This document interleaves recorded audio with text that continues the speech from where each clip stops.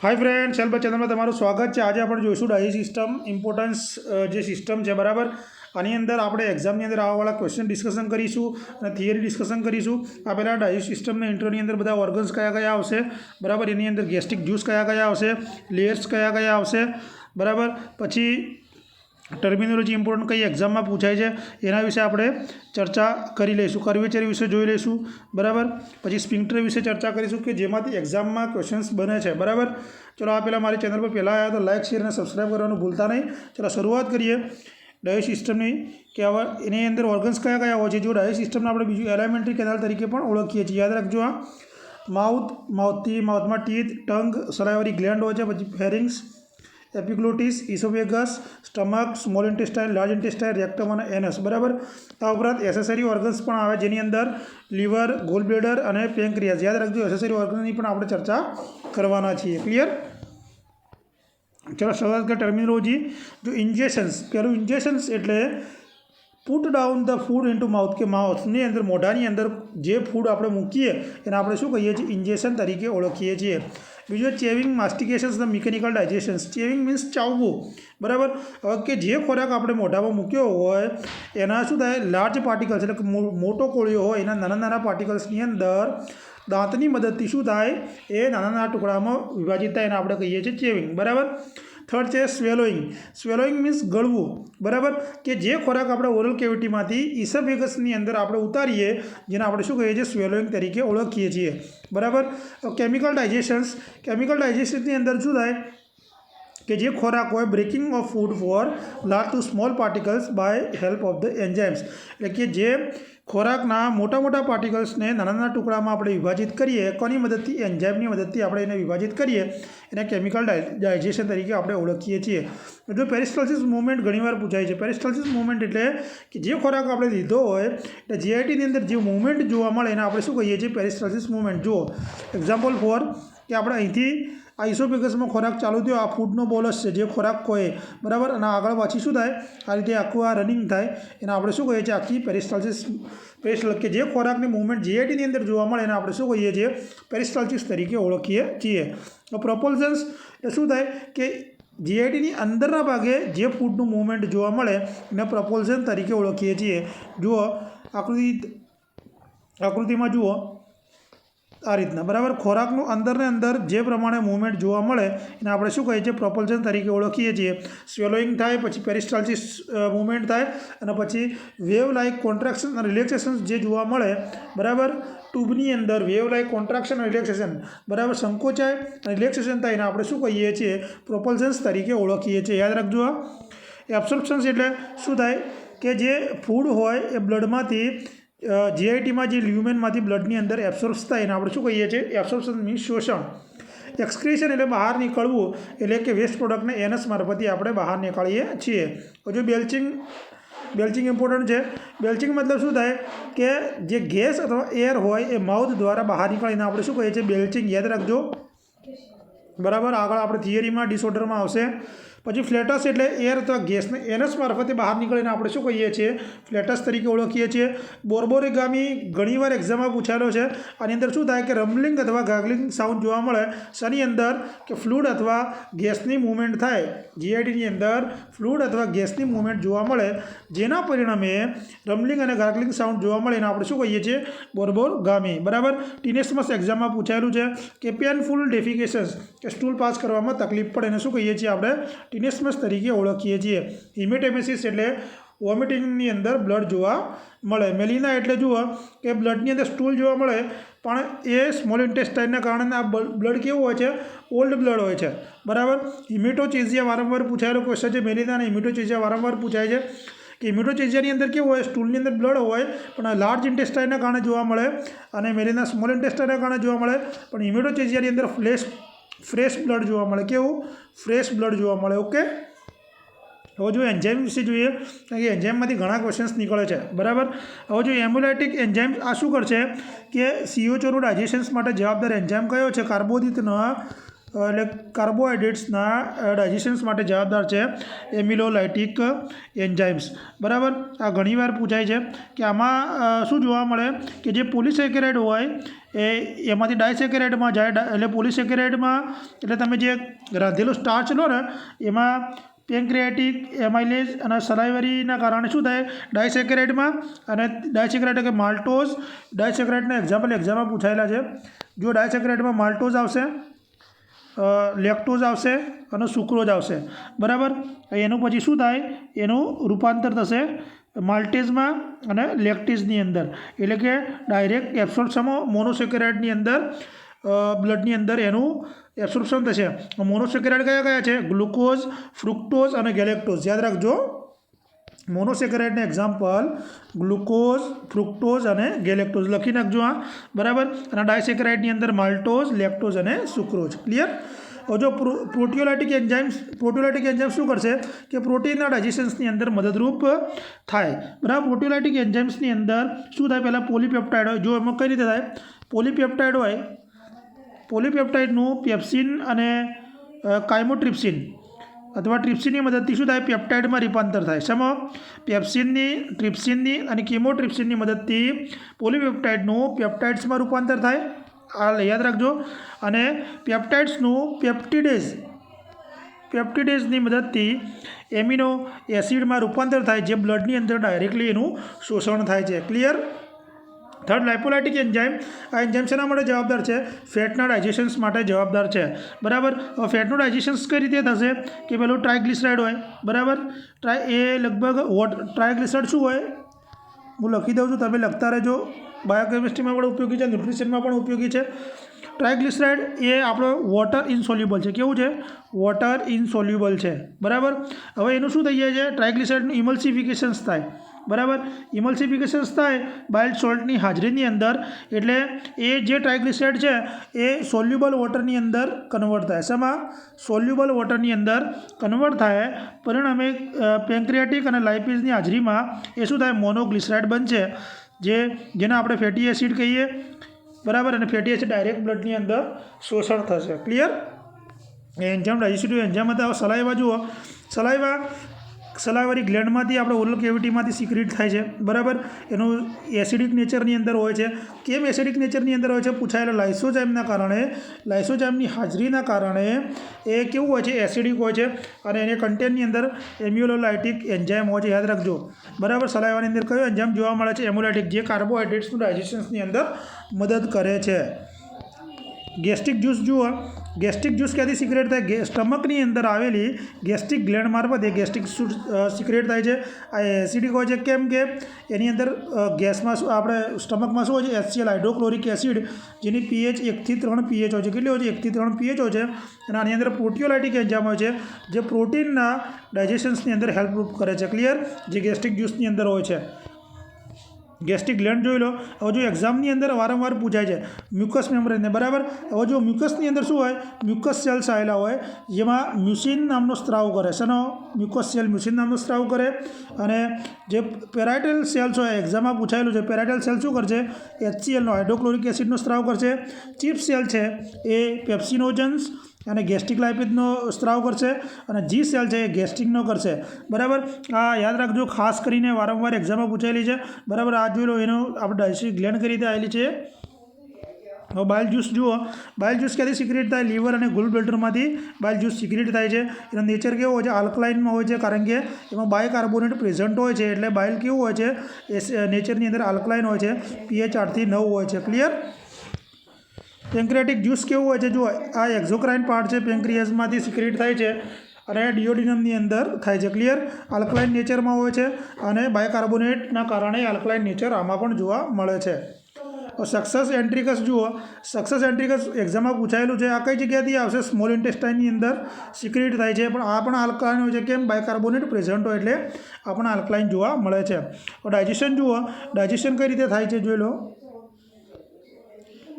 હવે જો આ સલાઈવા બરાબર આપણે ઇસોફેગસ સલાઈવા મળે પછી અહીંયા જે સ્ટમકની અંદર એસિડ કાયમી ક્યાં આ પૂછાયેલો છે એસિડ કાયમી સ્ટમકની અંદર જોવા મળશે બરાબર હવે આ ઇન્ટેસ્ટાઇનલ જ્યુસ આવશે આ ગોલ બ્લેડર છે લીવરમાંથી બાઇલ આવશે બરાબર અહીંયા ડિયોડિનમ છે આ પેન્ક્રેટિક જ્યુસમાંથી પેન્ક્રેટ અહીંયા બધું ભેગું થઈ અને શું થાય પછી ડાયજેશન થશે ક્લિયર એટલે આ ખાસ યાદ રાખજો ડાયજેશન કઈ રીતે થાય છે સ્પિન્ટર ઇન ડાયજેસ્ટિવ સિસ્ટમ સ્પિન્ટર કયા કયા છે જો આની અંદર ઇસોફેગસ છે તો ઇસોફેગસ ઉપર અપર ઇસોફેજલ સ્પિન્ટર આવશે અહીંયા લોઅર ઇસોફેગલ સ્પિન્ટર આવશે અહીંયા ફંડસ પાર્ટ છે સ્ટમકનો અહીંયા બોડીનો પાર્ટ છે બરાબર રેગ્યુ તરીકે આ રેગ્યુ છે એ આપણે સ્ટમકમાં હું ડીપમાં તમને સમજાવીશ અહીંયા પાયલોરસ એન્ડ ઉપર શું આવશે પાયલોરિક રિજિયન સ્ટમક આવશે અને અહીંયા પણ પાયલોરિક સ્પિન્ટર આવેલા હોય છે ક્લિયર આકૃતિ જોઈએ અપર ઇસોફેજલ સ્પિન્ટર હોય છે જેને ક્રિકો ઇસોફેજલ સ્પિન્ટર તરીકે પણ ઓળખવામાં આવે છે આ ઇસોફેગસના અપર પાર્ટની અંદર પ્રેઝન્ટ હોય છે અને અહીંયા સ્કેલેટલ મસલ્સ આવેલા છે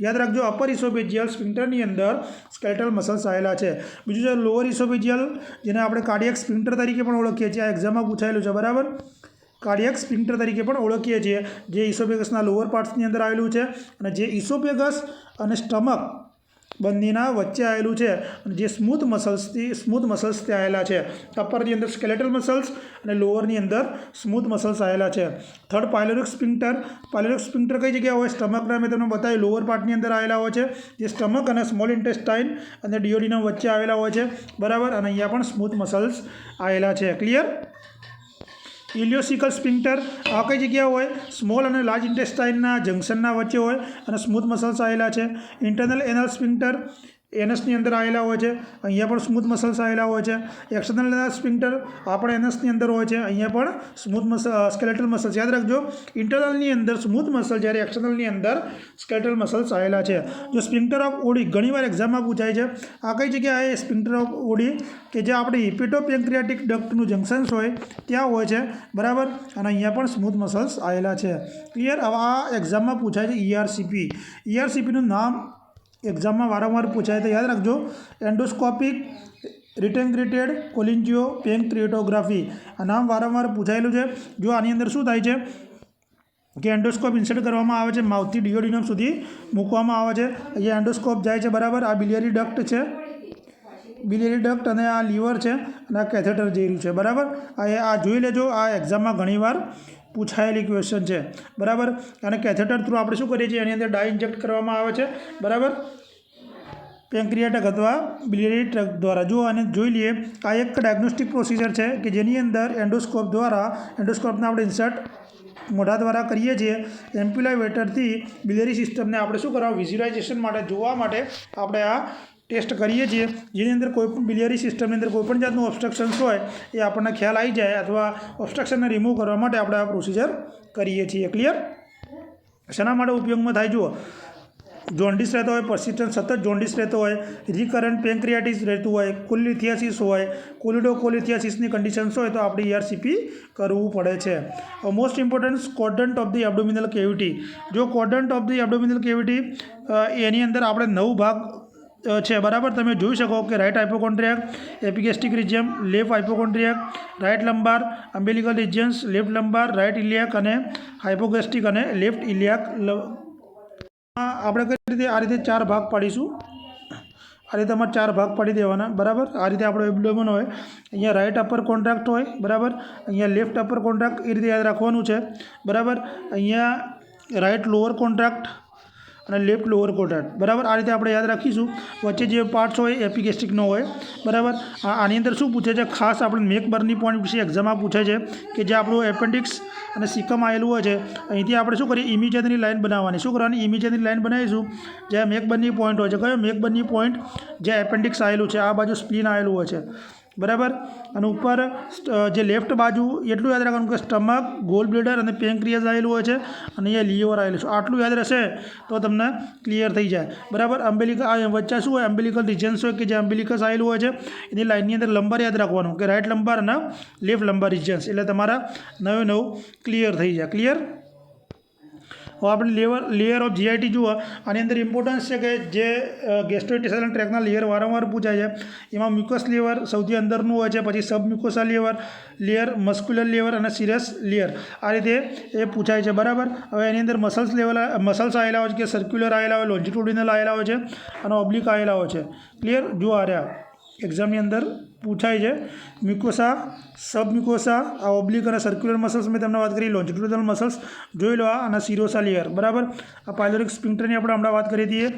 લોઅર ઇસોફેજલ સ્પિન્ક્ટર પણ છે, ઇસોફેગસ. ક્લિયર? આમાં તમે ક્લિયર જોઈ શકો છો. હવે જો એની અંદર મ્યુકસ લેયરની અંદર શું હોય, અંદરનું ઇનરમોસ્ટ લેયર છે, અંદરનું લેયર છે અને એપિથેલિયલ ટિશ્યુથી બનેલું છે, બરાબર. અને આ સિક્રિશન્સ માટે જવાબદાર છે, બરાબર. ગ્લેન્ડના સિક્રિશન્સ માટે જવાબદાર છે મ્યુકસ લેયર. સબમ્યુકોસા લેયર કનેક્ટિવ ટિશ્યુનું બનેલું છે અને આ શું કરે છે, મ્યુકોસાને સપોર્ટ કરવાનું કામ કરે છે. મસ્ક્યુલર લેયર સ્મૂથ મસલ્સનું બનેલું છે. અહીંયા ઓબ્લિક, સર્ક્યુલર અને લોન્જિટ્યુડિનલ મસલ્સ ફાઇબર આવેલા છે. આ ગેસ્ટ્રોઇન્ટેસ્ટાઇનલ મૂવમેન્ટ માટે કયા જવાબદાર છે, તો મસ્ક્યુલર. એવું પૂછી શકે કે ગેસ્ટ્રોઇન્ટેસ્ટાઇનલ મૂવમેન્ટ માટે કઈ લેયર જવાબદાર છે, તો મસ્ક્યુલર લેયર. ક્લિયર?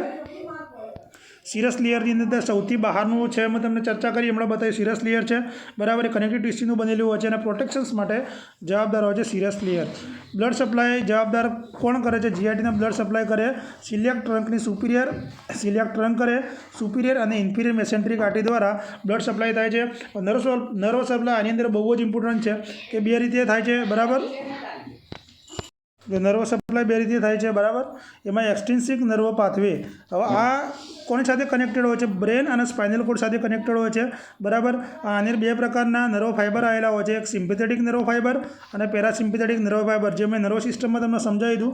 સિમ્પેથેટિક શું કામ કરશે કે કઈ જગ્યાએથી ચાલુ થાય, જુઓ, થોરાકો લંબર બ્રાન્ચ સ્પાઇનલ કોર્ડની અંદર ત્યાંથી શરૂઆત થશે.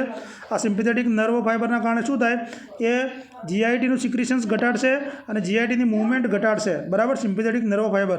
જ્યારે પેરાસિમ્પેથેટિક નર્વ ફાઇબર શું કરશે, એનું ઓપોઝિટ કામ કરશે કે જીઆઈટીની સિક્રિશન્સ વધારશે અને મૂવમેન્ટ જીઆઈટીની વધારશે.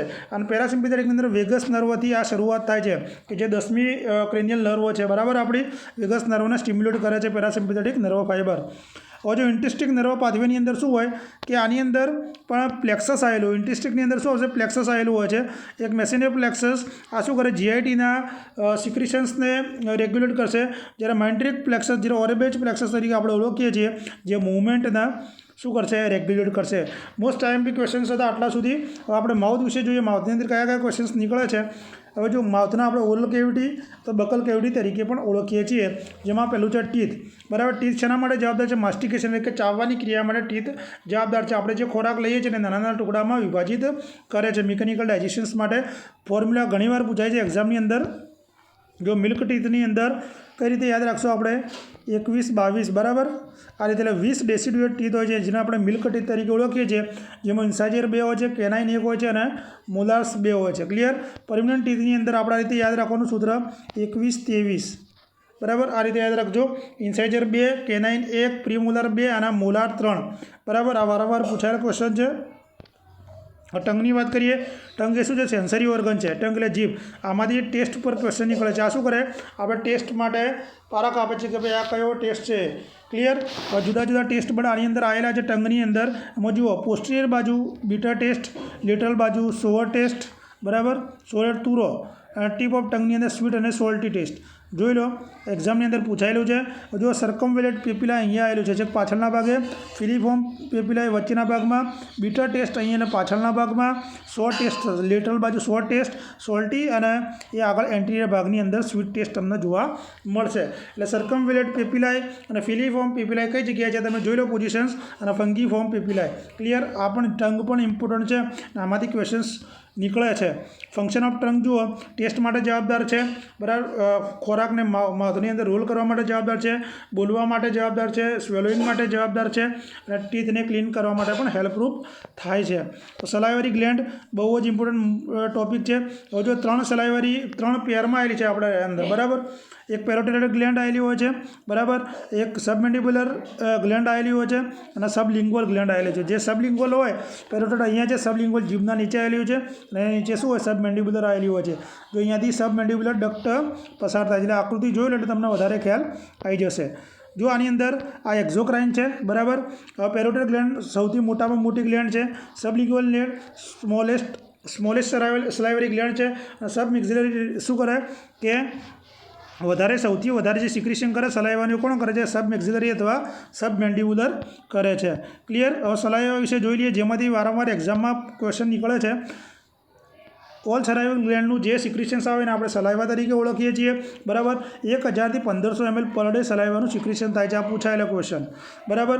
આ કેવું હોય છે? એસિડિક હોય છે. કોના કારણે? લાઇસોજાઇમ. સ્ટાર્ટિંગમાં જ મેં તમને કીધું કમ્પોઝિશનની અંદર 99.5% વોટર હોય છે, અને સોલિડ હોય છે. 0.5% સોલિડ જોવા મળતું હોય છે. ક્લિયર. તો આ સુધીનો આપણે વિડીયો જોવા માટે બધાનો આભાર. કાલે મળીએ. આગળના સ્ટમકને બધી આગળના જે ઓર્ગન્સ બાકી છે, વિડીયો ગમે તો લાઇક શેર જરૂર કરજો. વિડીયો જોવા માટે આભાર. Thank you.